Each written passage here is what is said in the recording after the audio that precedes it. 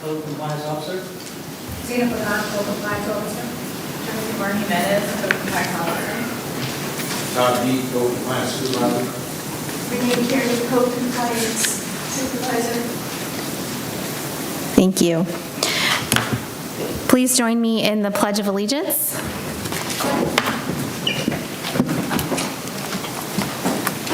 I pledge allegiance to the flag of the United States of America and to the republic for which it stands, one nation, under God, indivisible, with liberty and justice for all.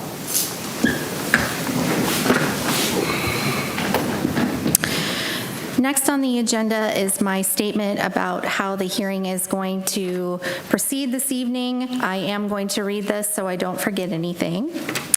We are here tonight because the City of Deltona has contended that there are violations of the Deltona City Code that exist. This is a public meeting, which means that no general public comment will be accepted, but each of the respondents and the code enforcement officers here tonight, and any witnesses each of you call, will be able to present evidence to me regarding each case and the violations of the Deltona City Code that are being alleged. I am an attorney and appointed by the City Commission to render decisions in these code enforcement cases to determine if a violation of the city code exists and what fine will be imposed, if any. If you are here for a Massey case, you might see that next to your case number on the agenda. That means that I will be determining solely whether you have come into compliance in a timely manner in accordance with the previous order the special magistrate issued in your case, and will not be reopening the case to determine whether or not a violation existed in the first place. Any decision I make this evening will be put into a written format in the form of an order. A copy of my written order will be provided to the city and then mailed to you as well. It is important to note that for any order I issue, you may appeal by sending a written notice of appeal, filing a written notice of appeal to the circuit court within 30 days of the execution of my order pursuant to Florida statutes, section 162.11. The procedure of the hearing today will be governed by Chapter 162 Florida statutes. Formal rules of evidence shall not apply, but fundamental due process shall be observed and shall govern the proceedings. Hearsay is admissible, but only to support other competent and substantial evidence. If you are a respondent, you will be able to testify, tell me what you think I need to know about your case, present evidence and witnesses. Your testimony will be under oath, so I will be swearing you in, and this hearing is being recorded. For each case, I will call the case number, and the city will proceed first. The city has the burden of proving that the code violation exists. Then you will be allowed to respond. For each case, I intend to admit the case file and the PowerPoint presentation that will be shown by the code enforcement officers. You should have received a copy of the file, your case file, when you came in this evening. If you did not receive it, please let me know when it is your turn for your case. But I do intend to admit the case file and the PowerPoint presentation into evidence unless a specific objection is received. I will take the cases in the order that you signed in, first come, first served. I do have a few cases that have been withdrawn or continued, so I will read those. The withdrawn cases are DEL 25-052, 507 Oslo Drive. Continued cases are DEL 25-011, Massey case, 1384 Rock Hill Street. DEL 25-024, a Massey case, 1264 South Seagate Drive. And Fire 017-2025 for 1381 Howland Boulevard. If you are here for any of those cases that I just read out, you do not need to stay. They will not be heard this evening. I will go ahead and swear in anyone who intends to testify today as a group, which includes the code compliance officers. So if you are able, please stand and raise your right hand. Do you swear to tell the truth, the whole truth, and nothing but the truth? If so, please say I do. Thank you.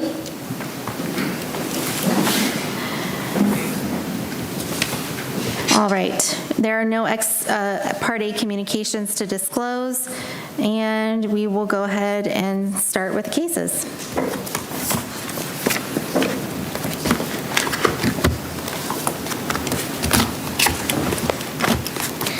First case is Fire 24-0054, a Massey case, 2101 Capri Circle.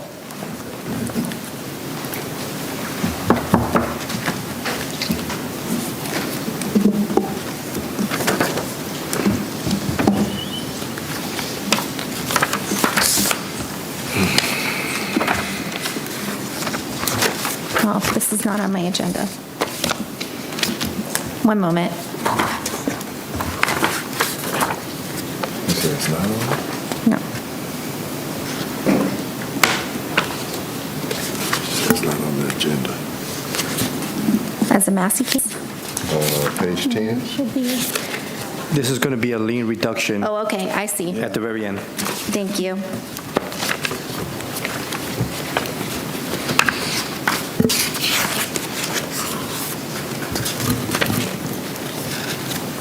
All right, please go ahead. Okay, good evening. This is a case that was presented to the special magistrate on September 25th, 2024, and again as a Massey on January 29th, 2025. The case number is Fire-054-2024. The case was a violation of no permit for the mobility chair installed and the associated electrical work. As per the City Code, Chapter 42, Article 4, Fire Codes, Chapter 42-186 adopted, the Florida Fire Prevention Code, 8th edition, NFPA 1, Chapter 1.7.12.10. It was ruled that the property was given until 4 p.m. on December 27th, 2024, 93 days to correct the violation of NFPA 1, Chapter 1.7.12.10. Failure to comply would result in a fine imposed of $50 for each and every day the violation continued past the aforementioned date. The property did not come into compliance until 38 days after the initial ruling. The property accrued a fine of $1,900. The city has considered the staff cost associated with this case totaling $1,179.42, and the city does not recommend any reduction in fines for this case, and the property owner be responsible for the full amount. You said $1,179.42. 42 cents. Okay, thank you. Sir, what would you like to tell me about the case? I tried to go through somebody else to get Deltona Elevator to get the job taken care of, and they took a long time. Finally, they didn't even get the job done, so finally I had to do it and call the electrical contractor. When I come here the second time, then I found I needed a permit, electrical permit. That's what I needed to start with. Mm-hmm. And after I knew that, I was like a week and a half, and we were taken care of. We were into compliance. So I'm just here about half my company, so I was hoping I could get a reduction. Okay. And so were you present at the first hearing? Yes, ma'am. Okay. And so I was understanding that I needed a license through the Florida, whatever it's called, where you get a license for an elevator. So I went through a company to do that, and it took forever. It was like somebody else doing it. I couldn't do it myself. I tried to do it myself first, and then they said that I couldn't do it. I had to be at an elevator company because it had to be inspected and everything. So when I came back into court, or whatever this is, I came back in, you told me that I needed an electrical permit. Once I heard that, I went and did that. It's all over. Okay, and so you said once after our second hearing. Yes, ma'am. How many days did it take you to come into compliance? Week and a half. All right.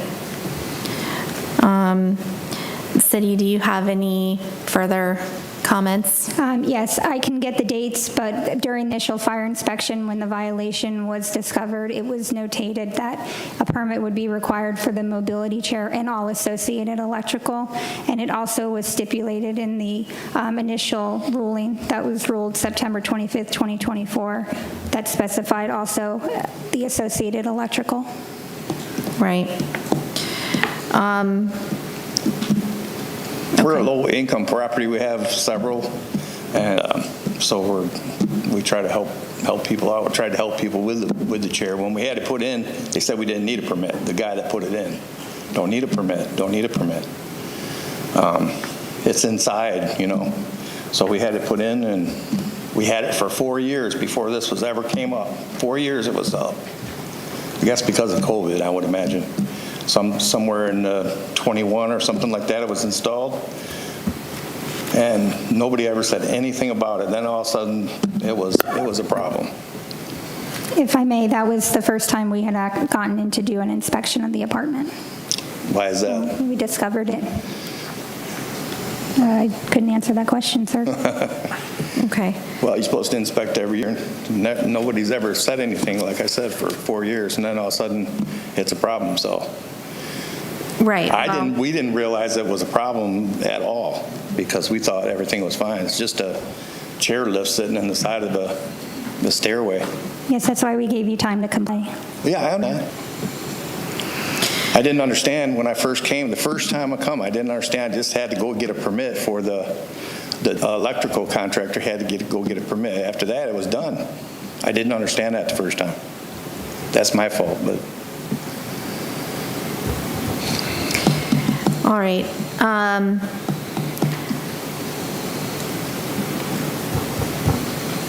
Are there any previous code violations that you're aware of for this property? No, everything had been brought into compliance. That was the only remaining item that we were working with them on. Okay. And sir, when you said that you provide are you saying you provide low-income housing? Yes, Is that okay? HUD. It's a HUD place. Okay.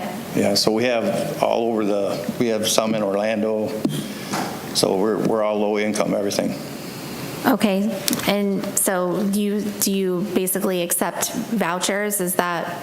No, the building is HUD, so we just take the people on. They don't have a voucher. Okay. Yeah. All right. Well, I am willing, here's what I will do. As you probably know, I make a recommendation to the city commission.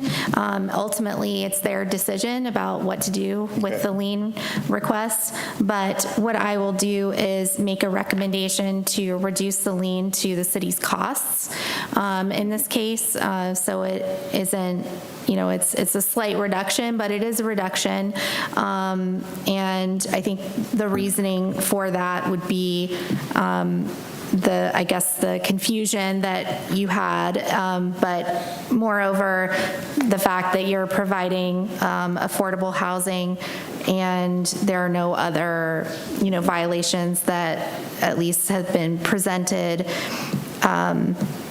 And, I don't think 38 days is not as significant as many other violations that we've had. And so I'm willing to recommend going down to the costs.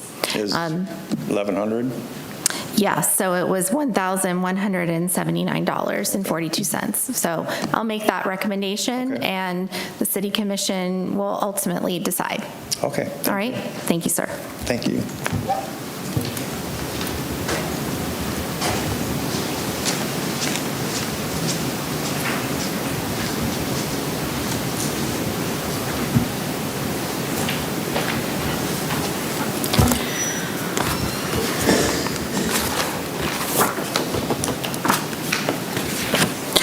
All right, the next case is DEL 25-054, A, B, and C for 916 Shorecrest Avenue.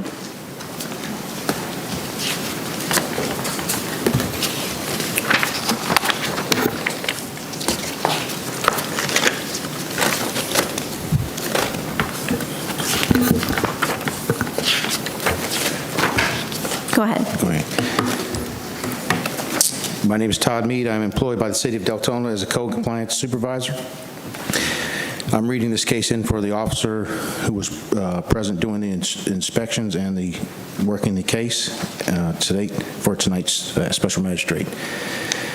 This is case number DEL 25-054A, BLD 250163, DEL 25054B, BLD 25-0164, DEL 25-054C, BLD 250165. The City of Deltona versus Shamar R. Taylor. The property address is 916 Shorecrest Ave, Deltona, Florida, 32725. The parcel ID number is 813-011-410-180. This property is being brought before the special magistrate for more than one violation.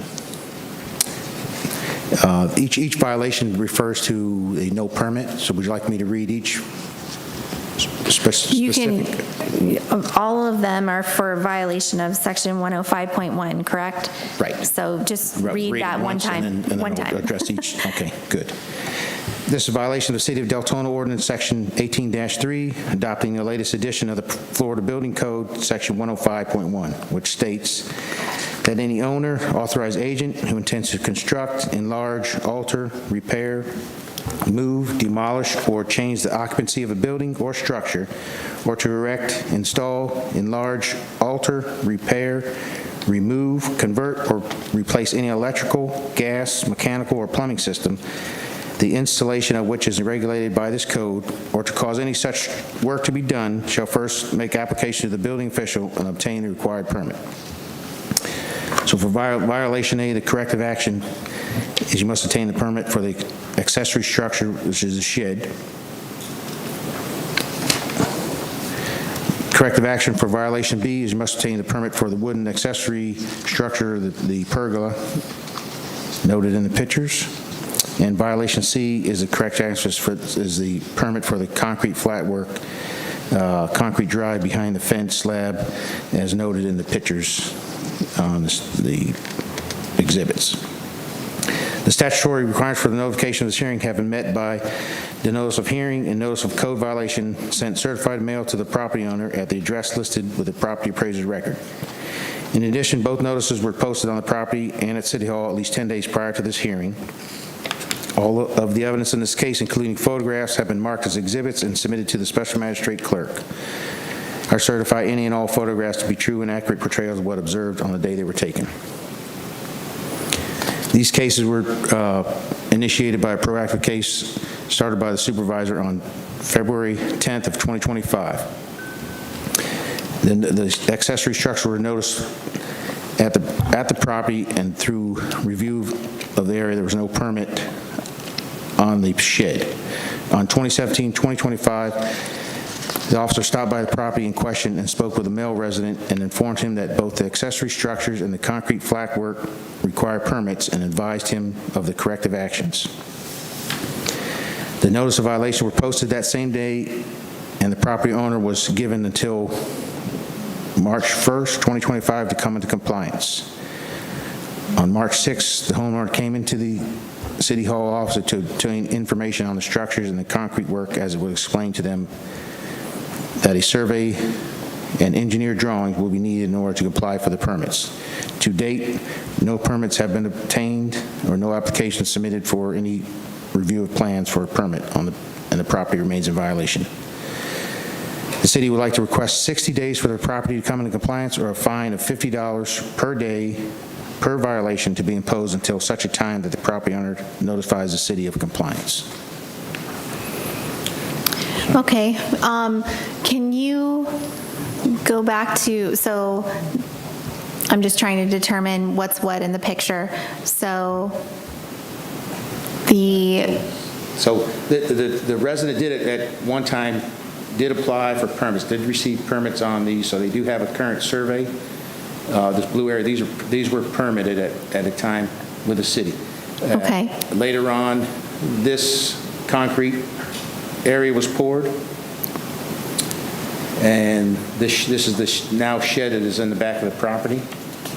And you can't, it's dark in there, but there's a wooden structure, pergola, the type that is here, and now can see like the thing. I did show that because I took the initial pictures to the case. I did ask the building instructor, the building official about the pergola, and he did say that did require a permit. Yes. So now this is the shed, concrete padded area, and the pergola. So basically, the three structures need a permit. It can be one permit, but they would have to be each individually probably looked at. Okay.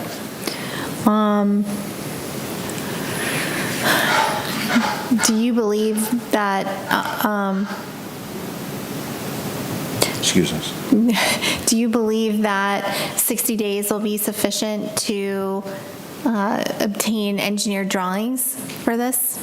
I believe if I mean- if they initiated any, that would probably know if they've initiated anything with any, to know where they're at, if they were going to with that procedure. Yeah. They got All right.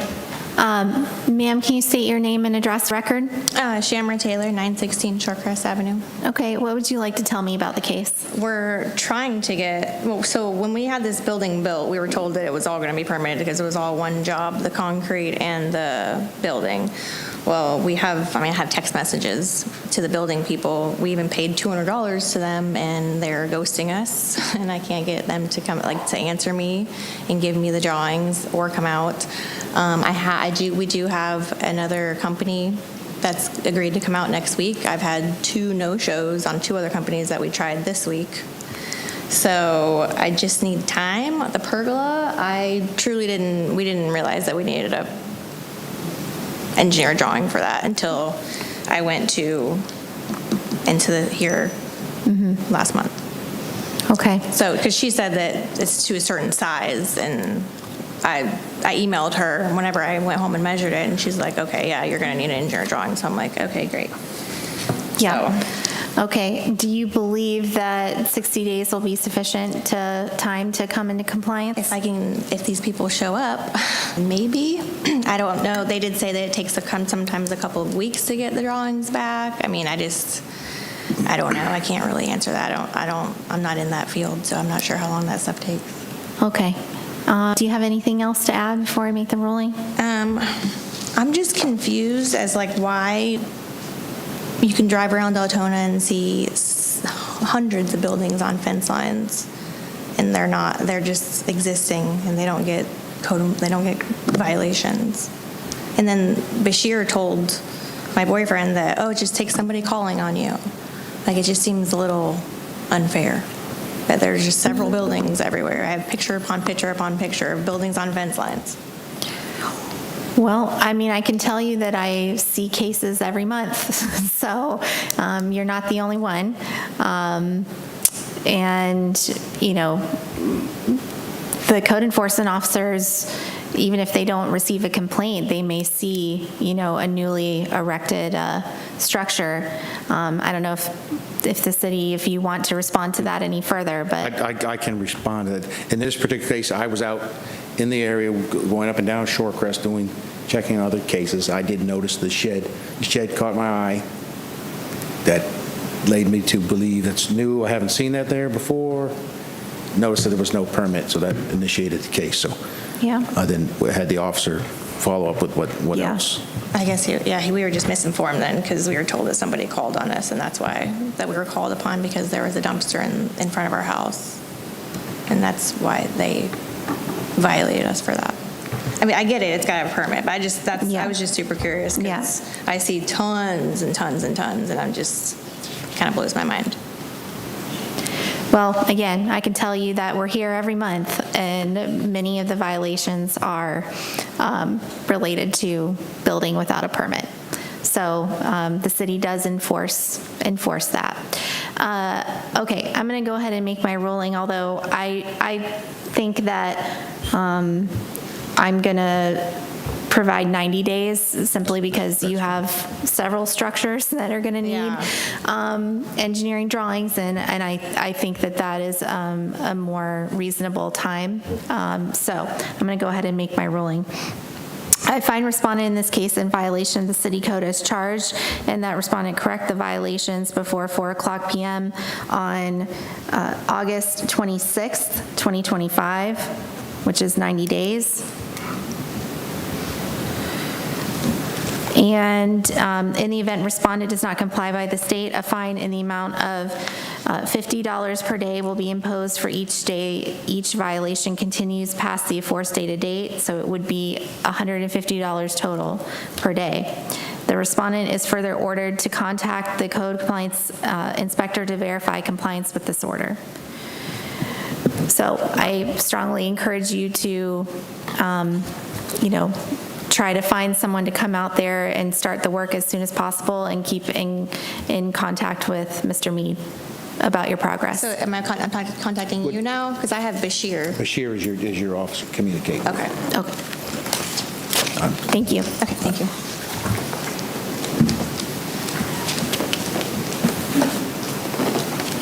All right, the next case is Fire 23-023, a Massey case, 55 Cortlandt Boulevard. This one will also be a lien reduction.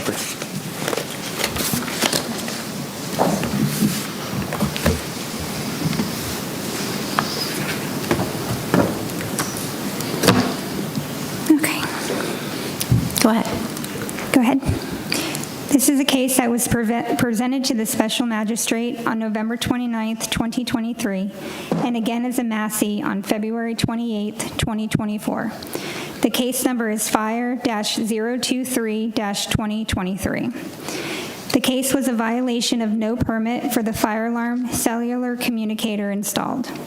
As per the City Code, Chapter 42, Article 4, Fire Codes, Chapter 42-186 adopted, the Florida Fire Prevention Code 7th edition, NFPA 1, Chapter 1.7.12.8.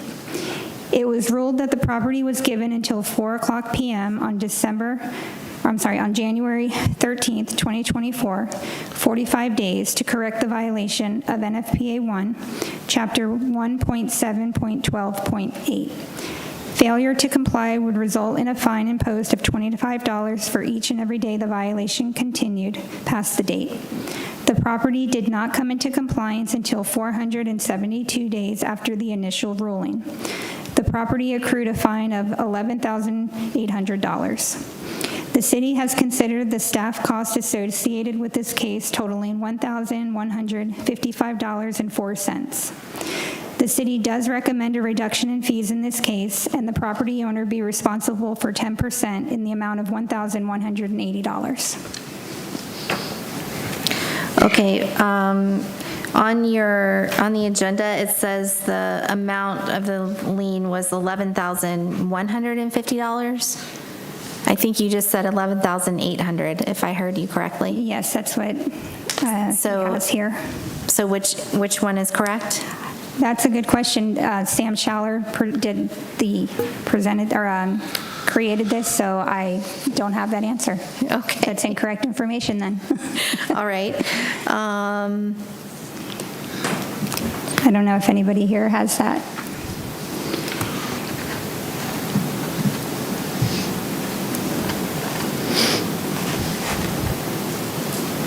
It's going to be $11,800. Yeah, 400, I mean, if it's 472 days, that would be 11,800. So it may just be a mistake on the agenda page. All right, and so you're saying that the city is agreeing with the reduction to $1,150? $1,180, 10%. Okay. Can you explain the reasoning for that?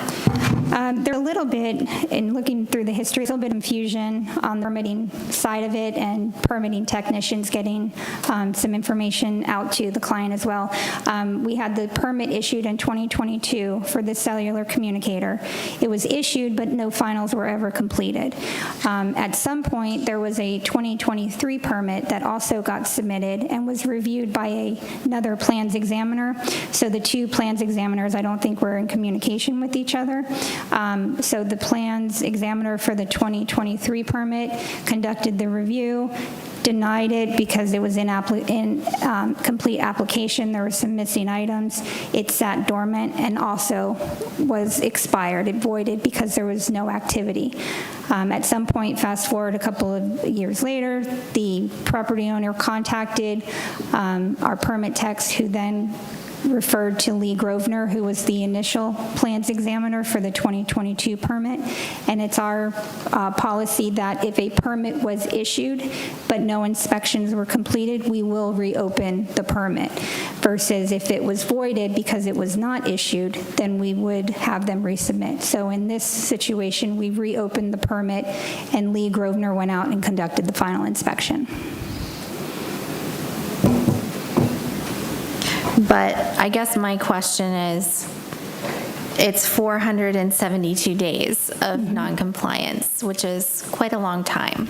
So it's sat for that long before someone then contacted the city and you discovered this kind of issue? We kept initiating reinspection reports that would go to the management for the property.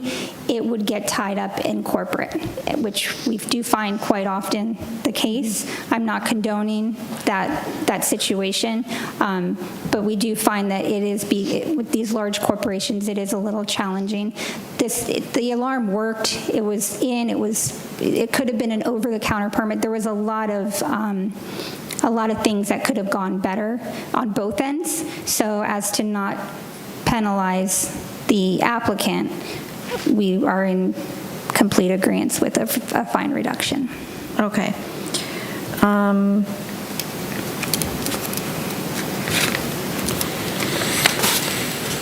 Oh, and I'm sorry, I forgot to ask, did you say what staff costs were in this case? Yes. It was in the amount of $1,155.04. $1,155.04? Yes. Okay.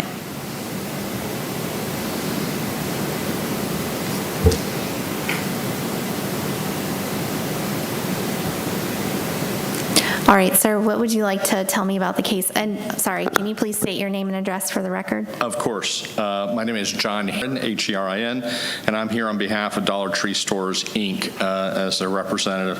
And first, I'd like to say that everyone on staff has been very helpful in trying to resolve this issue once it was identified. I do want to emphasize that a permit was obtained. Unfortunately, for reasons unbeknownst to anyone here, including myself, the contractor who did the work did not call for the final inspection, and that's frankly the reason for the delay, all of that time and the accrued fine. The work was obviously done to code. Once it was identified that the final inspection needed to be performed, we contacted city staff, got the permit reactivated, paid the reactivation fee, had the inspector come out and do the inspection, and it passed, and it's now obviously in compliance.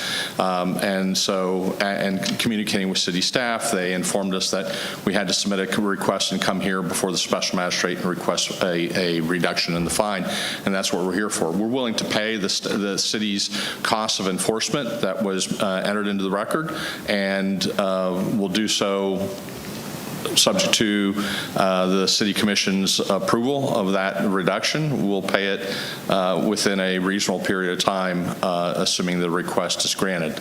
And we just asked for the special magistrate to make that recommendation to the City Commission, so we can move forward with getting the matter resolved and the fine paid, the lien released, and close out the matter. Okay, thank you. I will, as I said before in the previous matter, this is just a recommendation and the City Commission makes the final decision. Given that staff is in agreement with this amount, the $1,180, that's what I will recommend that the fine be reduced to, which is only, basically $25 more than the staff's costs.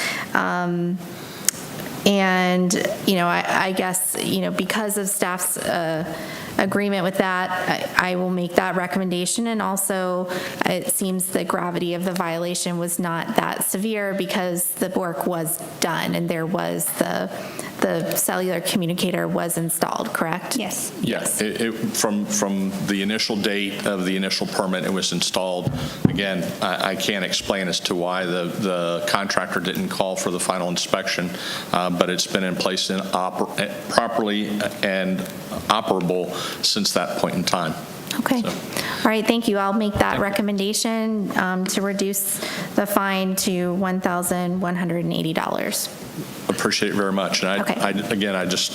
normally I sit up there where you in different places, so it's always interesting to see how other jurisdictions handle their code enforcement. And as I said, staff has been extremely helpful in getting the matter resolved. So thank you very much. Yep, thank you. That's good to hear. Thank you.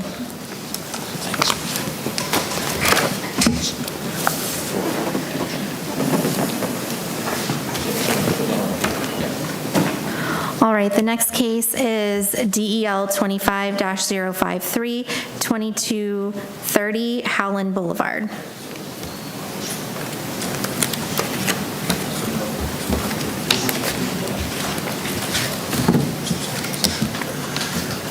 Good evening. My name is Steve Brockhoff. I'm employed with the City of Deltona as enforcement officer. This will be case number DEL 25-053, City of Deltona versus Lindsay Tripp. The property address is 2230 Howland Boulevard.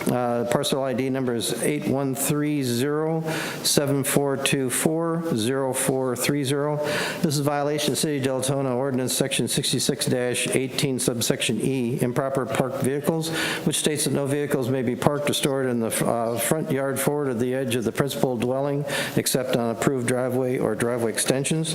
Statutory requirements for this notification of hearing been met by the notice of hearing and notice of violation were sent certified mail to the property owner at the address listed as property appraiser's records. In addition, both notices were posted at City Hall, and I hand-delivered the notices at least 10 days prior to this hearing. All evidence in this case, including photographs, have been marked as exhibits and submitted to the code board clerk. I certify that all the photographs be true and accurate portrayals of what I observed the day they were taken. This case began January 7th when I noticed vehicles parked in the front yard at 2230 Howland Boulevard.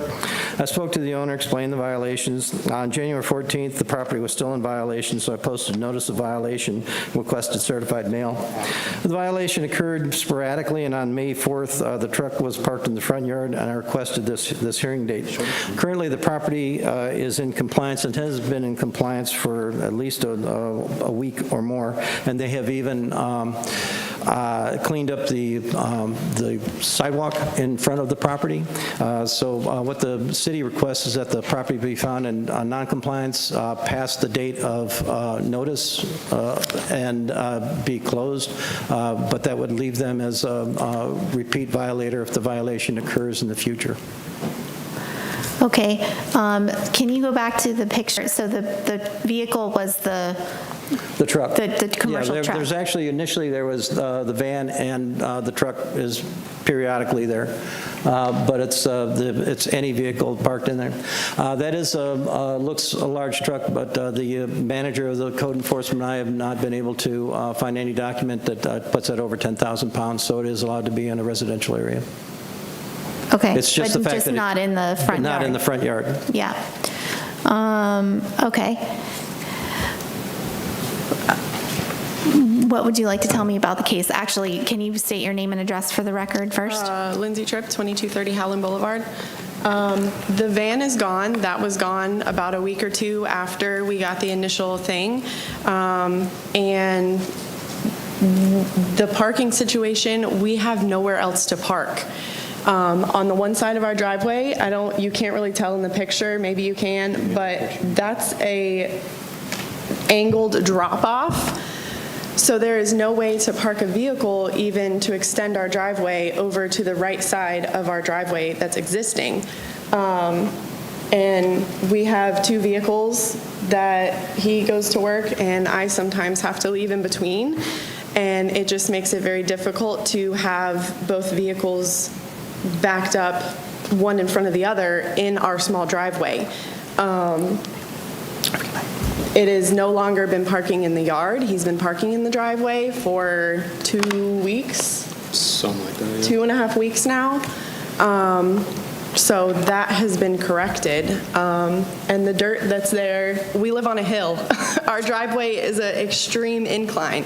So without having grass there, every time it rains, the dirt that's in our yard washes into the sidewalk, which my husband just over the past weekend put sod there trying to get grass to grow so the dirt doesn't wash away. But the dirt issue, I feel like, is silly because we can't control the incline of our property and what washes away and what doesn't. Well, the dirt issue is not being alleged as a violation, so. Well, the fact that he brought it up and that there's a picture specifically of just the dirt is why I was saying that. Understood, but I'm not making a ruling on that issue, so, but you're saying that currently the truck is parked in the driveway? Yes. Okay. It's All right. just it's kind of a pain, like when she has to leave, I'm parked behind her, so I have to, and we live on Howland, I have to back out into the street, let her back out, and then I have to pull back in, and then now she's parked behind me, and then the next day when I go to work, I got to move her car and then move my truck out. And we It's also a have hassle. 2 toddlers too, so it's difficult to, every time we have to move, then we have to put them in the car, or one of us stays in the house with them while he moves one vehicle onto the side to move the other one out and then place the other one back into the driveway again. So it's a complicated situation, and I understand that we cannot extend our driveway in front of our front door to the left of our driveway, is what I was told. Which would be ideal. Which is the only place because it's flat. 'Cause on The the other right side of our side, it driveway drops is a off. drop-off.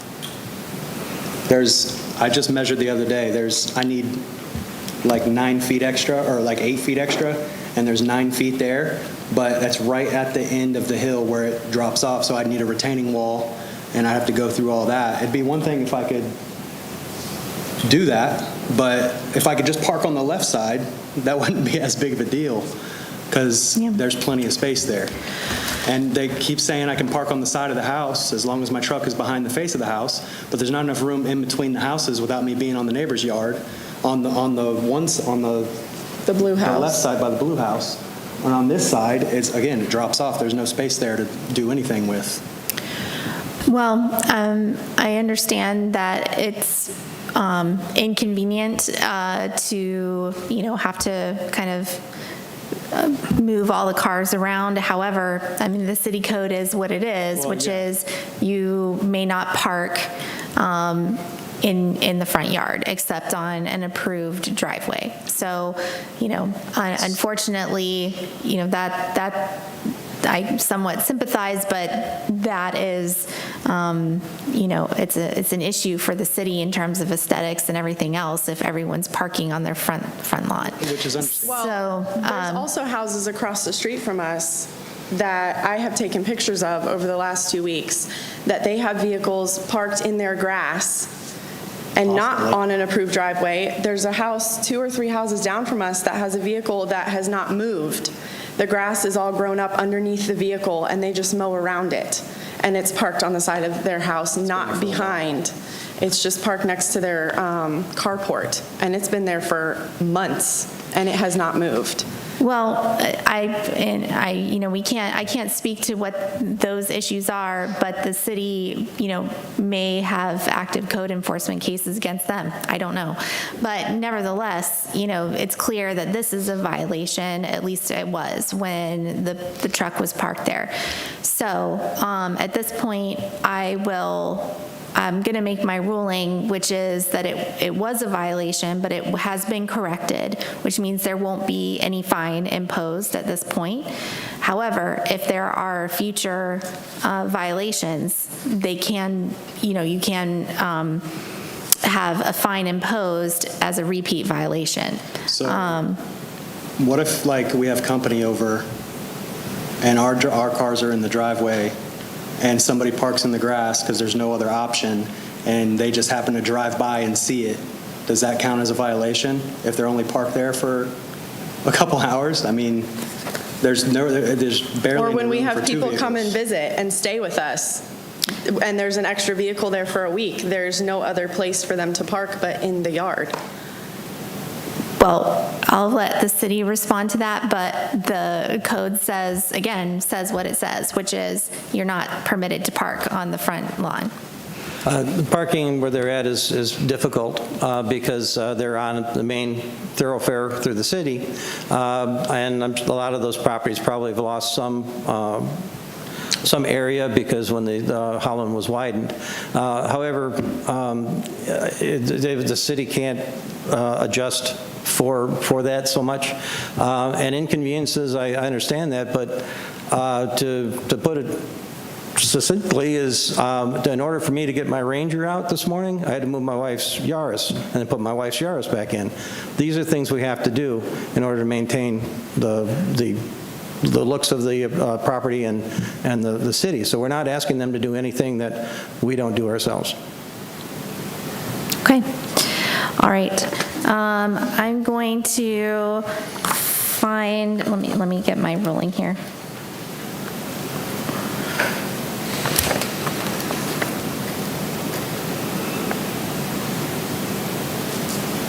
I find that respondent in this case was in violation of the city code as charged and failed to correct the violation by the time specified for correction by the code enforcement officer, that the violation is now corrected and no fine be imposed. Any violation of the same code by respondent within 5 years from the date of this order shall be treated as a repeat violation for which a fine of up to $500 per day may be imposed. Thank you. Thank you.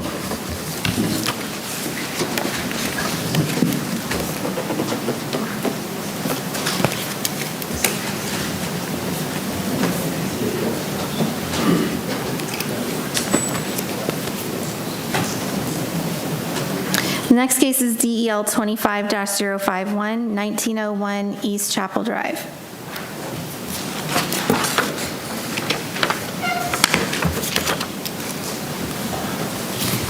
Your Honor, this is the first time I've actually had contact with the homeowners, and I would like to request a continuance until August code special magistrate hearing, if that's possible. Yes, I'll grant that. So that would be the August meeting is August 27th, I believe. Is that right? Yes, since this is a roof, there's going to be permits and contractors, that kind of stuff, so at least that time. Yes. Okay. Yes, we will. Yes. So we'll continue this matter until the August 27th hearing. All right, thank you. You're welcome.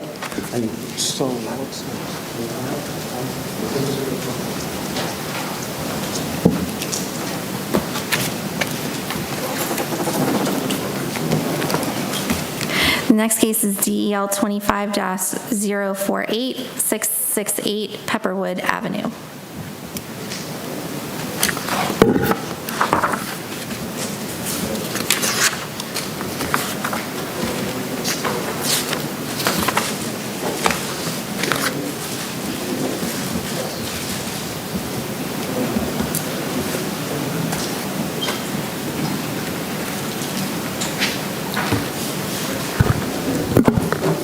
Good evening. My name is Tina Pagan. I am employed by the City of Deltona as a code compliance officer. This case number will be DEL 25048. The City of Deltona versus Emily Chestnut. The property address is 668 Pepperwood Avenue, Deltona, Florida 32725. The parcel ID number is 803-605-050250. This is a violation of the City of Deltona Ordinance Section 38114, which states that furniture outside must be designed to be placed outdoor or stored inside a covered structure. In addition, storage of material relating to residential use children's play toys, firewood, brush, logs, or any other material intended to be used in fireplaces or any other permitted burning facilities shall be permitted only in the rear yard to the rear wall of the home. Corrective action for said violation is the washing machine must be properly stored or removed from the property. The statutory requirements for notification of this hearing have been met by the notice of hearing and notice of code violation were sent certified mail to the property owner at the address listed with the property appraisal records. In addition, both notices were posted on the property and at City Hall at least 10 days prior to this hearing. All of the evidence in this case, including the photographs, have been marked as exhibits and submitted to the special magistrate clerk. I certify that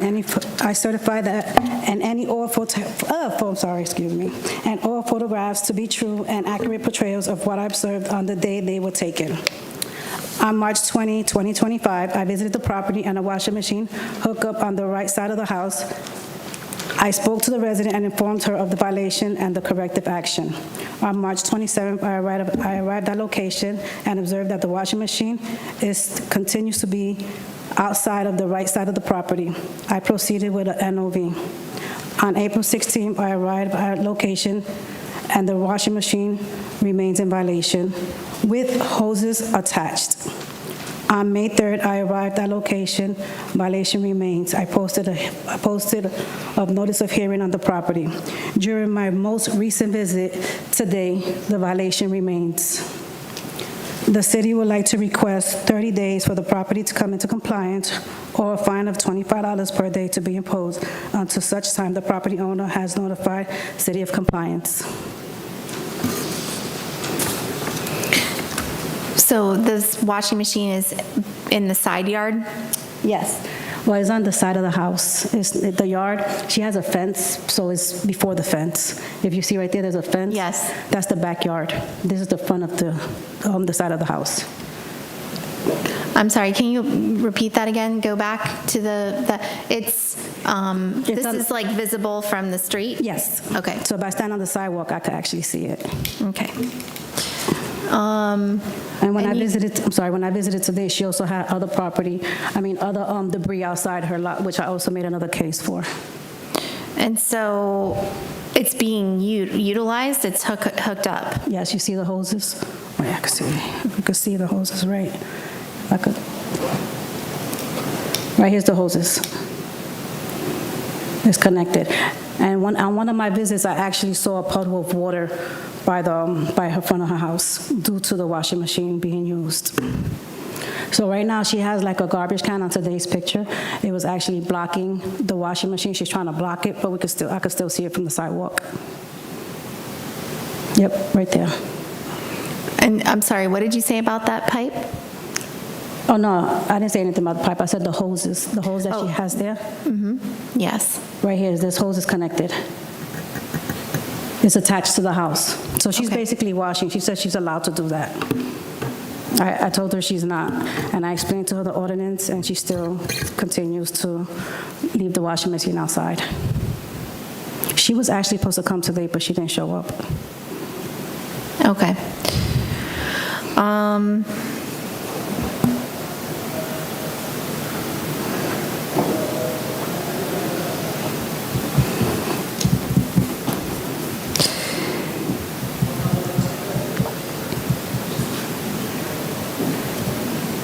I'm struggling with this only because if it were, let's say, an AC unit that was being utilized, I assume you would not find that to be a violation. What makes the washing machine different? Due to a washing machine is supposed to be indoors, not outdoors. An AC unit can be outside due to all AC units, for the most part, are outside. And like I said, also, it was a puddle of water on one of my visits coming down from her property. If I'm not mistaken, I think that's the photo right there. If you look down on the ground, this is moist all through here. I guess my point is that the violation is for storage of materials, and this is outside being, storage. yes, storage of materials outside, but this is actually is hooked up and being utilized similar to other types of machines, like an AC unit that would be permitted on the side of the house.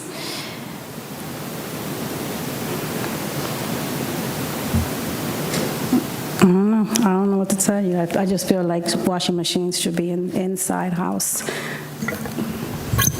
Your Honor, I also think there's an issue with the drainage, which is where the hose is attached to the that outlet hole pipe, PVC. So when the washer drains, all of the water is flowing into the lawn, which is also unpermitted. Yeah. But that's not the violation that's been cited. So I think, like I said, I'm uncomfortable with this. I think that I'm going to find no violation in this case, though there may be other violations that might exist. But I'm not convinced that this is really storage of materials, because it is, while it may not be properly hooked up, it is hooked up to the house and it's being used, like I said, similar to other types of machines that you might see in the side yard of a house. So I'm struggling with this one. So I'm going to go ahead and dismiss this one. But like I said, there may be other violations that exist. You just haven't cited them here. All right. Okay, so I'll restart this case. Well, that'll be up to you and Mr. Ron and your supervisors. All right. Thank you. Thank you.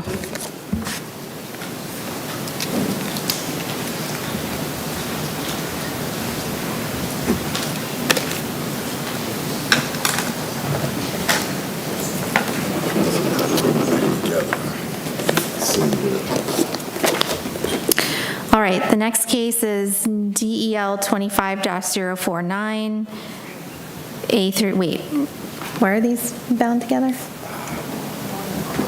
It's the same address, but they're different case numbers. One is a repeat. One of the violations is a repeat violation. Okay, thank you. All right, so we have DEL 25-049, A through E.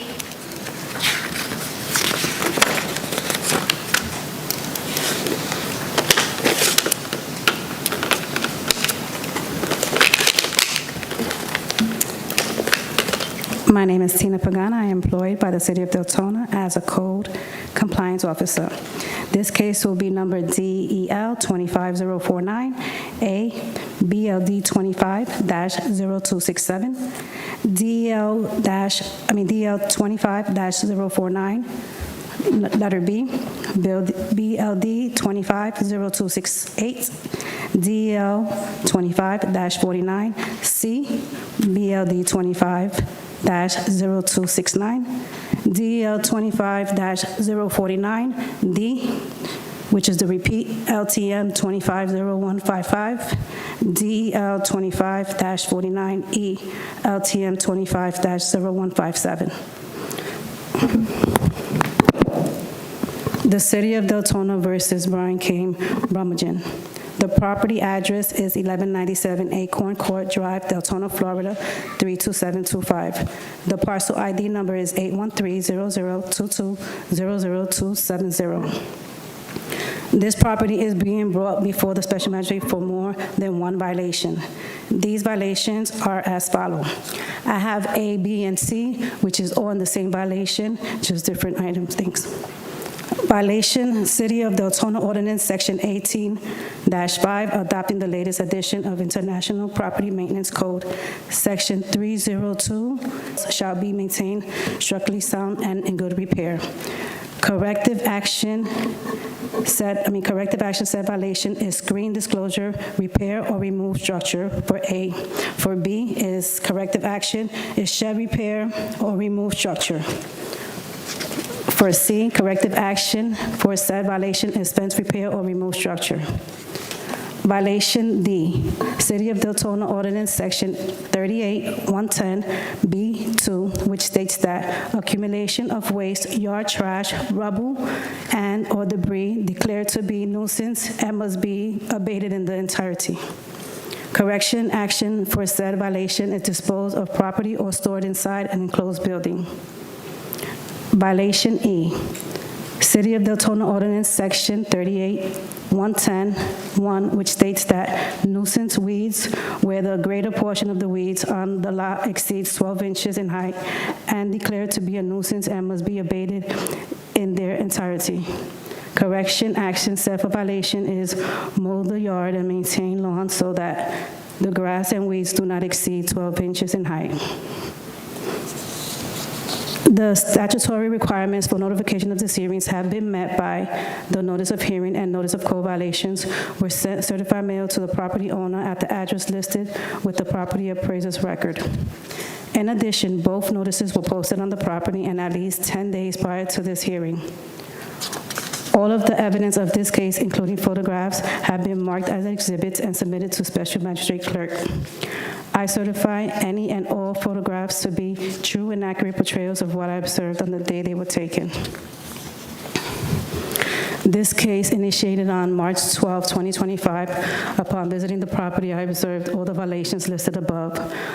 On April 12, I spoke to the resident, Brian, who indicated that he will clean up the debris and achieve compliance with the applicable violations. Over the past couple months, I conducted a follow-up inspection, and all the violations continue to persist. Please be advised that violation D is a repeated violation due to prior issues related to debris and maintenance on the property. The city would like to request 60 days for the violation A, B, C, and E property to come into compliance, or a fine of $100 per day to be imposed until such a time that the property owner notifies the city of compliance. And violation D to resume fines tomorrow for $50 a day due to it being a repeat.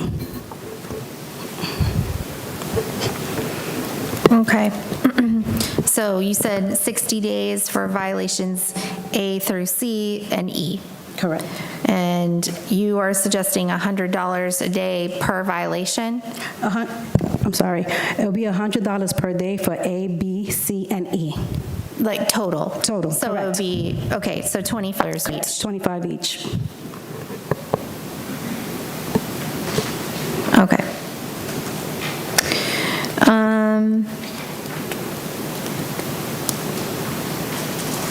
Give me just a moment with the file here.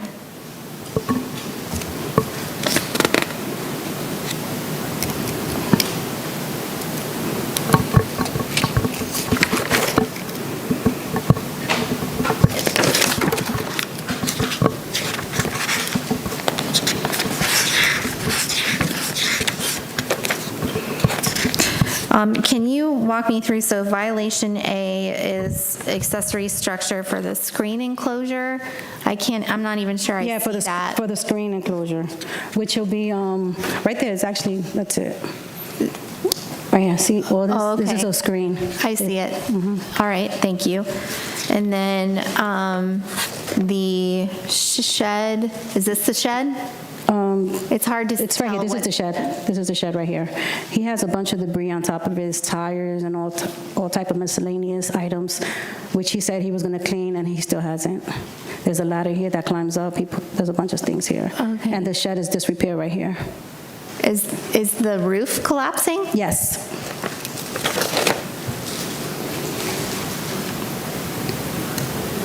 Are the walls kind of buckling in? It looks slanted right here, like if it's Yeah, going downwards. the walls are slanted. Okay. And then the fence. The fence is right here. Oh, okay, so just basically the pickets are remaining. Correct. The posts. The post come.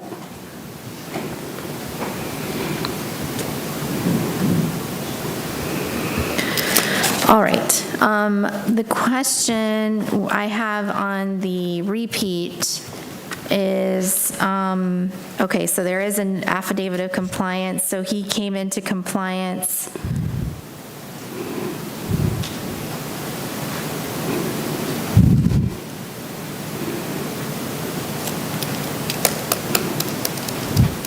Trying to find the date.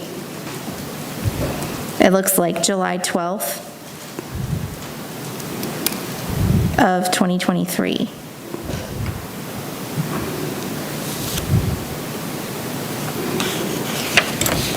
Is that right? Can you tell the date they came into compliance? July, subscribe this morning for July 12, 2023. And Oh, I'm sorry. It's May 23rd, 2023. All right. Yep. Okay, so we have an affidavit of compliance that he did come in compliance with the debris around the property, and it's accumulated again.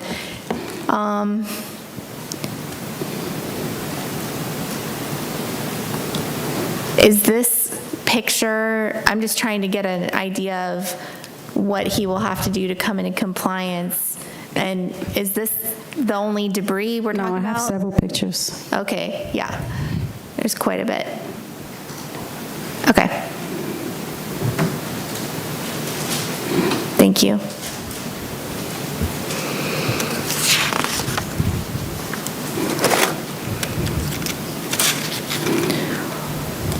All right.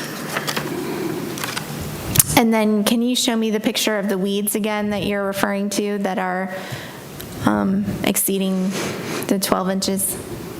Oh, right here, this area here, and then the back will be this area here. Okay. See right here. Okay, thank you. All right.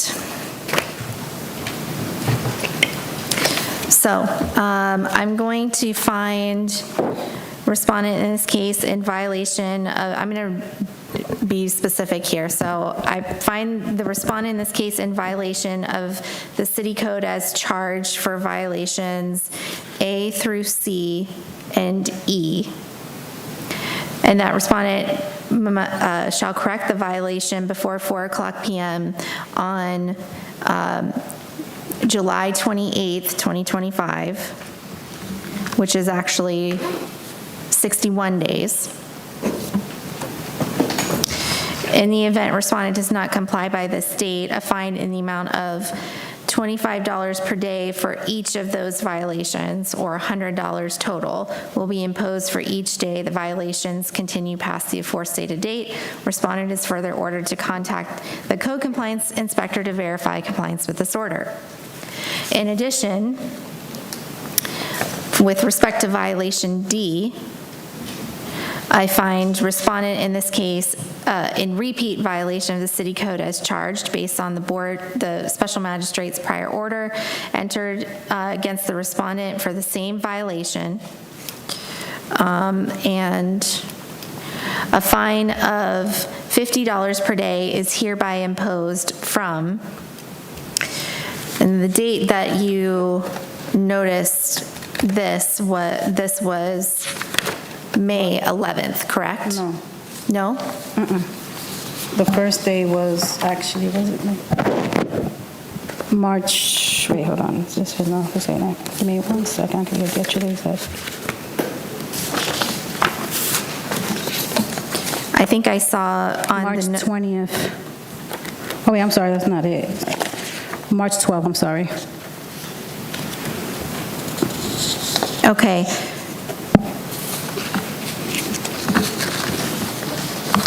Okay, March 12th.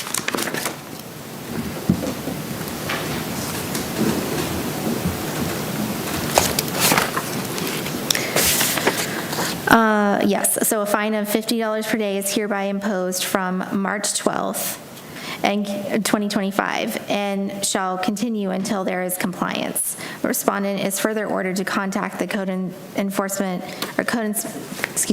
compliance inspector to verify compliance with this order.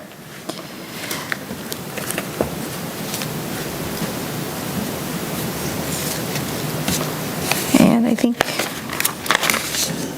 that is it. Yep.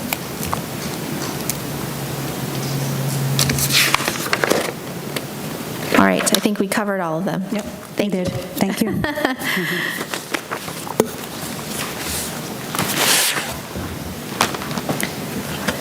Bind those back up. If you can.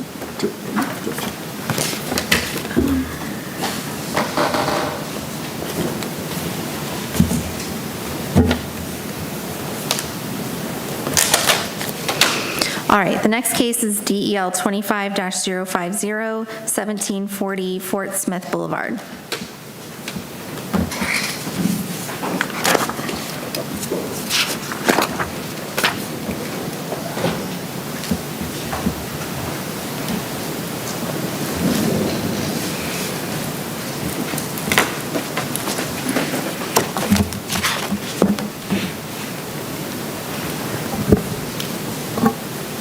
Good evening. Good evening. My name is Josemar Jimenez. I am employed by the City of Deltona as a code compliance officer. This will be case number DEL 25-050, the City of Deltona versus Tibet's Lenora EST. The property address is 1740 Fort Smith Boulevard, Deltona, Florida 32725. The parcel ID number is 813-009-360-050. This is a violation of the City of Deltona Ordinance Section 66-9, subsection 3, which states that boats, trailers, recreational vehicles shall not be parked or stored either within a public right-of-way or within that portion of the lot lying across the full width of the lot between the front line and the frontmost part of the principal structure.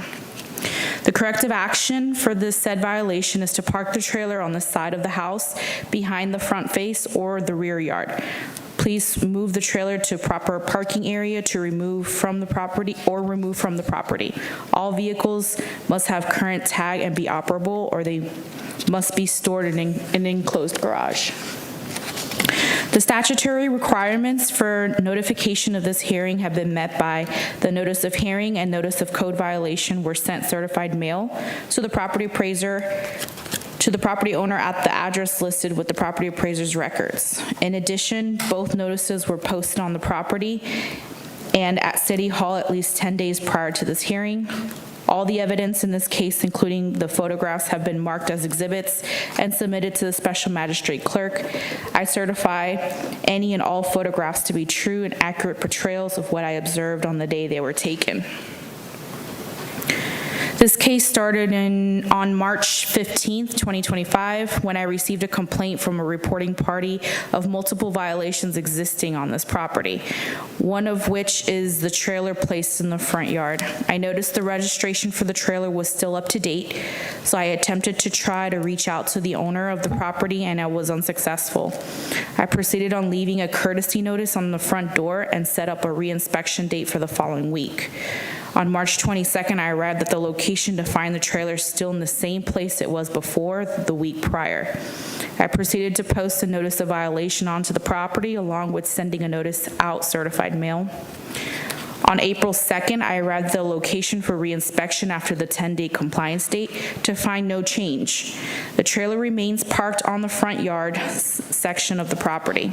I also visited the property again on April 26th and then posted a notice of hearing on May 1st onto the property, also verifying no change of the trailer being moved.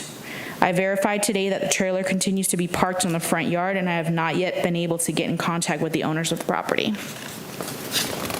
Okay, thank you. And you said this is from today as well, this picture? It's still there? Yes, ma'am. Okay. Yeah. Thank you. I think my only question is,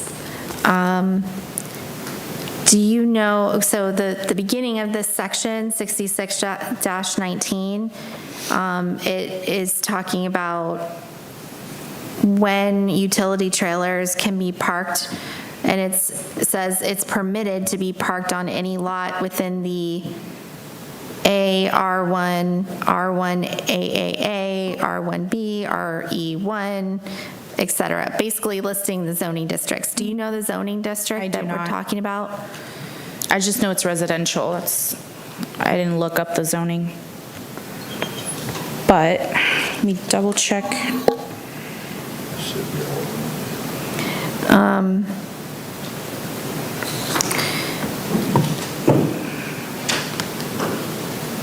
Is that something that you're able to look up and come back to me after we do the next case? Yeah. Yes. Why don't we do that? Okay. Okay. We'll pause this for just a moment and we'll go on to the next one. Sounds good. Thank you.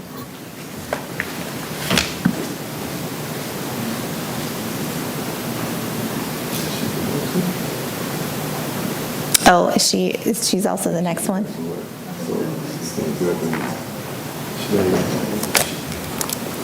It should be R1. They found out for me. It's R1. Okay, all right, thank you. All right, so. Thank you. All right, so since it's R1,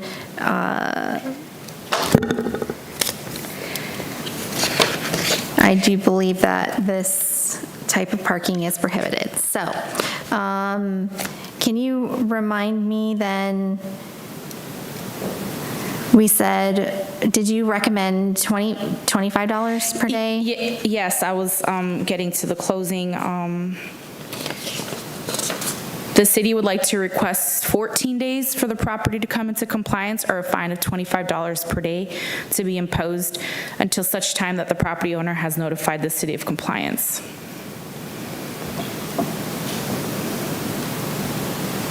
Okay. Thank you. All right, I'm going to find respondent in this case in violation of the city code as charged, and that respondent correct the violation before 4:00 p.m. on June 11th, 2025, which is 14 days. And in the event respondent does not comply by this date, a fine in the amount of $25 per day will be imposed for each day the violation continues past the aforestated date. The respondent is further ordered to contact the code compliance inspector to verify compliance with this order. Thank you. Thank you.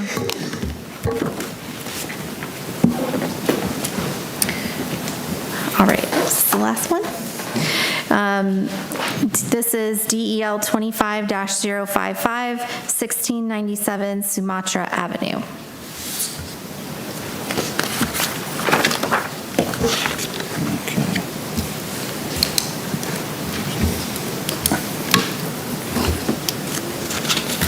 Go ahead. I'm reading this in for the officer that did the inspection and investigation on this property, Bashir Turkses. My name is Todd Mead. I am employed by the City of Deltona as a code compliance officer, supervisor. This will be case DEL 25-055. The City of Deltona versus Carmen D. and Carlos A. Torres. The property address is 1697 Sumatra Ave, Deltona, Florida, 32725. The parcel ID number is 813-009-130100. This is a violation of City of Deltona Ordinance Section 18-3, Florida Building Code for no permit. Violation of the latest, adopting the latest edition of the Florida Building Code, Section 105.1, which states that any owner, authorized agent who intends to construct, enlarge, alter, repair, move, demolish, or change the occupancy of a building or structure, or to erect, install, enlarge, alter, repair, remove, convert, or replace any electrical, gas, mechanical, or plumbing system, the installation of which is regulated by this code, or to cause any such work to be done, shall first make application to the building official and obtain the required permit. Corrective action for said violation is to obtain the permit for the fence. Applications must be submitted to the City of Deltona, Providence Boulevard. The statutory requirements for notification for this hearing have been met by the notice of hearing and notice of code violation sent certified mail to the property owner at the address listed with the property appraiser's record. In addition, both notices were posted on the property and at City Hall at least 10 days prior to this hearing. All the evidence in this case, including the photographs, have been marked as exhibits and submitted to the Special Magistrate Clerk. I certify any and all photographs to be true and accurate portrayals of what was observed on the day they were taken. This is a proactive case that was opened on March 11th of 2025. While addressing other violations at the property, the officer noticed a newly installed fence with no permit on file. A door hanger was left the same day explaining the violation and the corrective action. A notice of violation was later posted and sent certified mail on March 19th of 2025, giving the property owner until March 28th of 2025 to come into compliance. As of today, the property remains in violation. There was no permit today at 2 o'clock, checking city records, no submittal for any permit application for a fence. The city would like to request 30 days for the property to come into compliance or a fine of $50 per day to be imposed until such time that the property owner has notified the city of compliance. Okay, thank you. I find respondent in this case in violation of the city code as charged, and that respondent correct the violation before 4 o'clock p.m. on June 27th, 2025, which is 30 days. In the event respondent does not comply by this date, a fine in the amount of $50 per day will be imposed for each day the violation continues past the aforestated date. The respondent is further ordered to contact the code compliance inspector to verify compliance with this order. Yes, Thank you. Thank you. All right, is that it? Okay, anything else for the good of the order before we adjourn? All right, we are adjourned. Thank you.